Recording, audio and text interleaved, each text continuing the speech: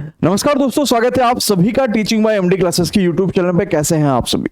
आशा करते हैं कि सब शानदार, बढ़िया और जबरदस्त चल रहा होगा। साथियों, आप सभी को पता है कि बिहार में 7th फेज की जो ऑफिशियल नोटिफिकेशन है वो जारी की जा चुकी है। अब इस नोटिफिकेशन में कई सारे बड़े बदलाव हैं जो हम सोच रहे थे और जो आपको लगातार वीडियोज के थ्रू बताई गई थी कि भैया ये बदलाव संभव है, ये सब्जेक्ट नहीं आने। आप देखेंगे मैक्सिमम वही सारी चीजें हुई हैं। चलिए, इस वीडियो को हम बहुत डिटेल से समझेंगे कि क्या क्या चीजें होनी चाहिए। हम अगर कहाँ के रहे निवासी हैं तो अप्लाई कर सकते हैं कि नहीं कर सकते, हमारी क्वालिफिकेशन क्यों होगी और क्या क्या चीजें होगी, वो सारी बातें हम समझेंगे। आपने बहुत सारी नोटिफिकेशन देखी होगी, लेकिन मैक्सिमम आपको सारे लोग वो पढ़ के बता दे रहे होंगे कि भाई ये चीजें चाहिए, लेकिन उसकी महत्वपूर्ण बातें क्या क्या है वो चीजें जानना बड़ी जरूरी है। सबसे पहले तो ये जान लीजिए बच्चों कि इस फॉर्म को हम अप्लाई कब से कर पाएंगे। तो ये फॉर्म हम भर पा रहे होंगे 15 जून से, यानी अभी सिर्फ हमें सोचने का पूरा समय है कि क्या हम इस फॉर्म को अप्लाई करें कि ना करें, क्या हम बिहार के निवासी हैं कि नहीं है, क्या हमें इसमें अपना फ्यूचर सोचना चाहिए कि नहीं सोचना चाहिए। ये सब कुछ सोचने का समय आपको 7th फेज ने ऑलरेडी 15 दिन का दिया हुआ है। 15 तारीख से शुरू हो रहे फॉर्म को लगभग 1 महीने का समय मिलेगा और 12 जुलाई तक आप फॉर्म को अप्लाई कर सकते होंगे। ऑनलाइन फॉर्म को अप्लाई करेंगे, बड़ा अच्छा समय यहां पर दिया गया है। इसका मतलब यह है कि जुलाई के आखिरी तक भी परीक्षा तो संभव है नहीं, अगस्त या सितंबर में आपकी परीक्षाएं होंगी। अगर हम बच्चों बात करेंगे, यहां पर बच्चों ना बोल के साथियों आपको बोलेंगे, अगर यहां पर हम लोग बात करेंगे तो कुल मिला के 1,70,461 वैकेंसीज हैं। कितनी वैकेंसीज हैं? 1,70,461। और मजे की बात यह है ना मेरे भाई कि यहां पर सिर्फ 80,000 ऐसी भर्तियां हैं जो प्राइमरी लेवल की हैं, यानी कि जो 1 से 5 तक वाली हैं। यानी 80,000 लगभग भर्तियां हैं जो 1 से लेके 5 तक वाली हैं। क्यों? क्योंकि 79,943 है। इसमें जनरल में मेल की अलग वैकेंसी है, फीमेल की अलग है। ईडब्ल्यूएस में मेल की अलग है, ईडब्ल्यूएस में फीमेल की अलग है। ओबीसी में मेल की अलग है, फीमेल की अलग है। जैसा इन्होंने पहले बताया था कि हम मेल फीमेल की अलग अलग वैकेंसी जारी करेंगे, वो जारी कर दिया। दूसरी चीज है, यहां पर 6 से 8 की वैकेंसीज को नहीं जारी करा गया है।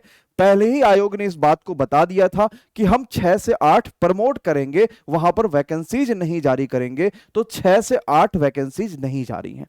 1 से लेके 5 है।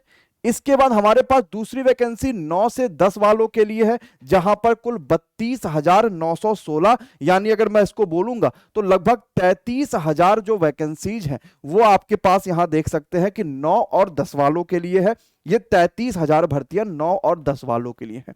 देन 11-12 वाले बच्चों के पास लगभग 57,000 भर्तियां हैं। भर्तियों का जो कंप्लीट डिटेल्स है जनरल ओबीसी, ये बताने का कोई खास मतलब है नहीं। इसको आप ऑफिशियल नोटिफिकेशन से भी देख सकते हैं। आप टेलीग्राम पे जाइएगा, एमडी क्लासेस ऑफिशियल सर्च करिएगा, आपको वहां पर मिल जाएगी डिटेल में। ठीक है, ये तो बात हो गई मोटा माटे की कितनी भर्तियां हैं और क्या क्या चीजें हैं। अब बात करते हैं सर अप्लाई करने के लिए सबसे पहली चीज क्या जरूरी है। सबसे पहली चीज है कि आप भारत के नागरिक होने चाहिए। इन्होंने यहां पर थोड़ी कंट्रोवर्सी कर दी। भारत का आप नागरिक होना चाहिए, लेकिन आप बिहार के अस्थाई निवासी होने चाहिए। यानी आपका जो निवास प्रमाण पत्र होना चाहिए उसमें बिहार का वो होना चाहिए। अगर आप बिहार के अलावा कहीं के भी निवासी हैं तो आप इसमें से किसी भी फॉर्म को अप्लाई नहीं कर सकते, चाहे प्राइमरी वाला हो, चाहे सेकेंडरी प्राइमरी, चाहे कोई भी फॉर्म हो, आप अप्लाई नहीं कर सकते। सबसे पहली क्वालिफिकेशन सभी पोस्टों के लिए, मतलब 1,70,000 पूरी भर्तियों के लिए सबसे पहली क्वालिफिकेशन है कि आप बिहार के अस्थायी निवासी होने चाहिए। इसके बाद अलग अलग क्वालिफिकेशंस रखी गई हैं, जैसे कि 1 से लेके 5 तक की क्या क्वालिफिकेशन है, जरा ध्यान से समझिएगा। 1 से लेके 5 तक का सबसे पहले तो आपके पास 50% नंबर होने चाहिए। लगभग आप देख रहे हैं कि आपको हर जगह दिख रहा होगा, मतलब आपके 50% नंबर होने चाहिए। अगर आपने बीएड करा है तो आप अप्लाई कर सकते हैं, लेकिन जब आप अप्लाई करेंगे और आप इस फॉर्म को भर देंगे, उसके 2 साल के अंदर अंदर अंदर अगर आप क्वालिफाई होंगे तो 2 साल के अंदर आपके पास एक ब्रिज कोर्स होता है, वो भी करना पड़ेगा, तभी आप फाइनली जाके एलिजिबल होंगे। ये कोई नौकरी आपको नहीं दे देगा कि यार आपने कर दिया, आपको एकदम कंप्लीट हो गया, आपको नौकरी मिल गया। तो ये आपको ये चीज को समझना है कि 50% आप जो यहाँ पर ब्रिज कोर्स है वो भी आपको करना पड़ेगा। ठीक है, ये तो हो गया जो बच्चा 1 से लेके 5 तक वाला। इसमें सब कुछ लिखा कि 50% अगर आपके हायर सेकेंडरी में नंबर है और आपने प्रारंभिक शिक्षा छात्र में 2 साल का डिप्लोमा करा है तो आप अप्लाई कर सकते हैं। 45% नंबर अगर आपके हायर सेकेंडरी में है, इसके अलावा शिक्षा छात्र में आपने 2 साल का डिप्लोमा करा हुआ, इसके अलावा जो राष्ट्रीय अध्यापक है उसके आप 2022 की नीति के अनुसार है तो भी आप अप्लाई कर सकते हैं। या आपने 4 साल का प्रारंभिक शिक्षा शास्त्र में स्नातक स्नातक करा यानी कि बीएलएड करा हो तो भी आप अप्लाई कर सकते हैं। शिक्षा शास्त्र में आपके पास 2 साल का डिप्लोमा हो तो भी कर सकते हैं। आपने बीएड करा होगा और 50% के साथ आपका स्नातक होना चाहिए, यानी कि ग्रेजुएशन में आपके पास 50% होने चाहिए और आपने बीएड करा होगा तो भी अप्लाई कर सकते हैं। ये 1 से लेके 5 तक का है, ठीक है। अब सीटेट क्वालिफाई किया है तो कर सकते कि नहीं कर सकते? भाई बीएड करा होगा, ग्रेजुएशन में 50% है तो तुम चाहे सीटेट क्वालिफाई कर लो, चाहे एस्टेट कर लो, चाहे जो कर लो, सब कुछ अप्लाई कर सकते हैं, ठीक है। इसके बाद इसमें बहुत बड़ी चीज बताई गई है, ये वो यही है, ध्यान से समझिएगा कि लिखा हुआ किंतु इस प्रकार विद्यालय अध्यापक के रूप में नियुक्त व्यक्ति को मूल कोटि के विद्यालय अध्यापक के रूप में नियुक्त होने के 2 साल के भीतर एनसीईटी के द्वारा मान्यता प्राप्त प्राथमिक शिक्षा में 6 महीने का एक पाठ्यक्रम यानी कि ब्रिज कोर्स आवश्यक रूप से पूरा करना होगा और ये पूरा करने के साथ फिर आपको वैध माना जाएगा। ये तो आपके पास हो गया कक्षा 1 से लेकर 5 तक का। अब हम नोटिफिकेशंस की कंप्लीट डिटेल्स को खोजते हैं, जिसमें हमने 1 से 5 तक की बातें पढ़ लिया। यहां पर इन्होंने बात किया है ब्रिज कोर्स के बारे में, हमने वो भी बातें पढ़ ली। हर एक चीज को ध्यान से समझिएगा, बहुत महत्वपूर्ण है और बहुत सारी बातें आपके पास क्लियर होंगी यहां से, जिसको आपको लेके आगे चलना, ठीक है। अब यहां पर इन्होंने सारी बातें बताई हुई हैं कि क्या क्या चीजें हैं। देखो 1 से लेके 5 तक का सबको क्लियर हो गया कि कौन कौन सा भर सकता है और मैक्सिमम बच्चा वही होगा 1 से लेके 5 तक का, ठीक है। अब यहां पर है कक्षा 9 से लेके 10 तक की बात हो रही है, जो 9 और 10 वाले बच्चे अप्लाई करेंगे। तो यहां पर तो आपका सब्जेक्ट आ जाएगा, क्योंकि 1 से 5 तक में कोई पर्टिकुलर सब्जेक्ट नहीं होता कि बच्चा इतिहास नहीं पढ़ता, बच्चा भूगोल नहीं पढ़ता, ये सब तो पढ़ता नहीं। लेकिन 9 और 10 में तो वो सब चीजें सब्जेक्ट पढ़ेगा ही। तो वही लिखा हुआ कि जो भी आप विषय लेंगे, आप विषय समूह लेंगे, उसमें कम से कम 50% नंबर आपके पास होने चाहिए। किसी मान्यता प्राप्त विश्वविद्यालय से स्नातक या स्नातकोत्तर होना चाहिए एवं राष्ट्रीय अध्यापक शिक्षा परिषद से मान्यता प्राप्त संस्थान से आपका बीएड भी होना चाहिए। ये बात भी इन्होंने यहां पर लिखी हुई है, इस चीज को भी आपको ध्यान रखना है। या आपके पास ये होना चाहिए या आपके पास ये होना चाहिए। इसके अलावा अगर आप कक्षा 9 और 10 के लिए अप्लाई कर रहे हैं और आप अनुसूचित जाति, अनुसूचित जनजाति, अत्यंत पिछड़ा वर्ग और दिव्यांग आ रहे होंगे तो आपको 5% का अंकों में छूट भी मिलेगा। यह भी बात यहां पर लिखी गई है कक्षा 9 और 10 वाले बच्चों के लिए, यहां पर समझिएगा। अब बच्चा कहेगा सर सब्जेक्ट कौन कौन सा होगा?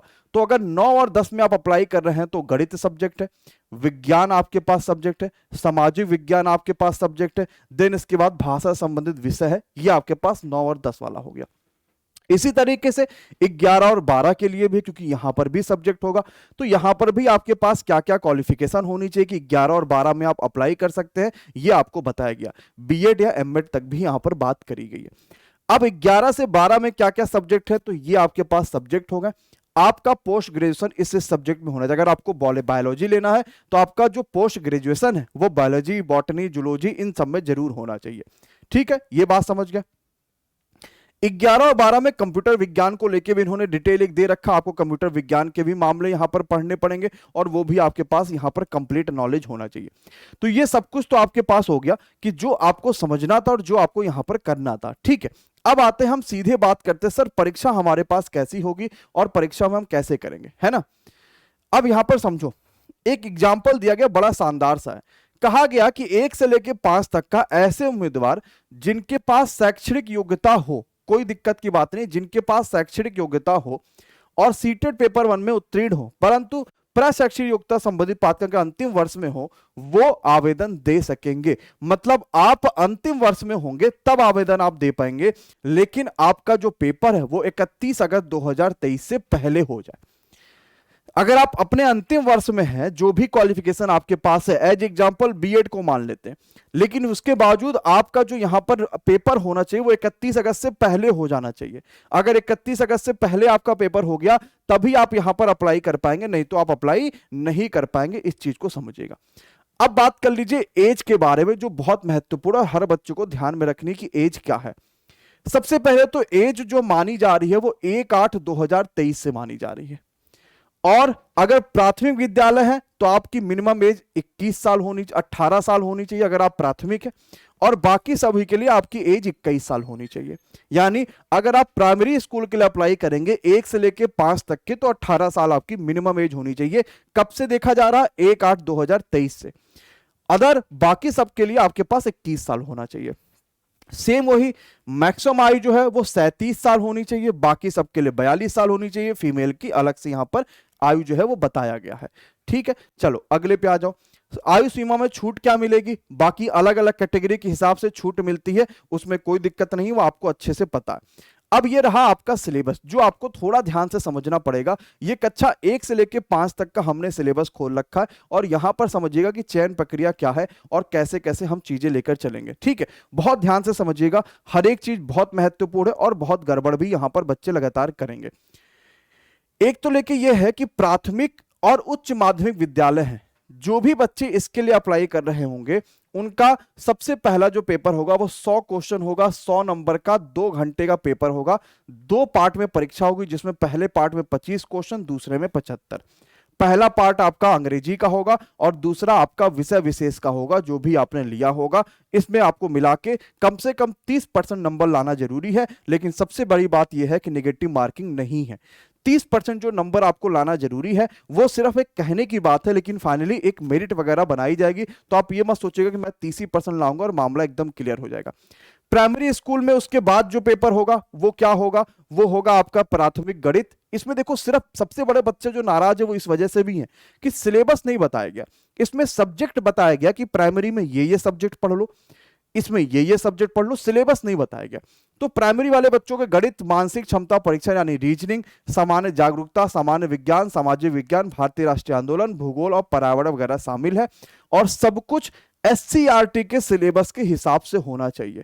ये मत सोच लेना कि हाँ चलो हम कुछ भी पढ़ के चले गए। SCERT यानी कि वही चीज जो आपके बिहार वाले बोर्ड में पूछी जाती है। जैसे NCERT होती है वैसे वहां पर SCERT होती है, और ये 120 क्वेश्चन होगा, 120 नंबर का, 2 घंटे का पेपर होगा, जिसको हम GS का पेपर बोलेंगे। इसके बाद माध्यमिक वाले में विषय होंगे, इसलिए यहां पर इनके विषय का भी पेपर दिया गया है कि आपके विषय का पेपर होगा। आपका भाग है 80 क्वेश्चन का, दूसरा भाग भी 40 क्वेश्चन का। ये विषय वाली परीक्षा आपके क्वेश्चन यहां पर दिए गए हैं, इस चीज को समझिएगा। बाकी ये बात सबको पता है कि इसमें जो इंटरव्यू नहीं होगा, तो वो एकदम क्लियर सी बात है कि हाँ सर जी इंटरव्यू नहीं होगा, और ये आपको यहां पर लिखा भी गया है कि इंटरव्यू नहीं होने वाला। तो ये आपके पास प्राइमरी स्कूल को लेके या बाकी सभी चीज को लेके जो डिटेल्स थी वो आपको कंप्लीट हमने बता दी है। इस फॉर्म को हम लोग भर पा रहे होंगे 12 जून से, और 15 जुलाई तक हम फॉर्म को जो हम लोग भर पा रहे होंगे जून से लेके 15 जून से लेके 12 जुलाई तक फॉर्म को हम इसको भर पा रहे होंगे। चलिए अब और भी थोड़ी बातें, जो भी इसमें अगर कोई जरूरत होगा तो समझिएगा। ऑनलाइन आवेदन जो है वो समर्पित करेंगे, ये बात सबको पता चल गया कि भैया ऑनलाइन ही इसका आवेदन होगा, और इसमें कोई भी ऐसा ऑफलाइन वाला मामला नहीं है। तो आप परेशान मत होइएगा सर ऑफलाइन नहीं कर पा रहे, ऑफलाइन नहीं कर पा रहे, वो बिल्कुल परेशान मत होइएगा। सारे प्रमाण पत्र आपके पास होने चाहिए। क्या क्या प्रमाण पत्र चाहिए होंगे ये सब कुछ यहाँ पर लिखा, और आपको भी पता होगा कि आप बिहार के निवासी हैं तो बिहार का ही होना चाहिए।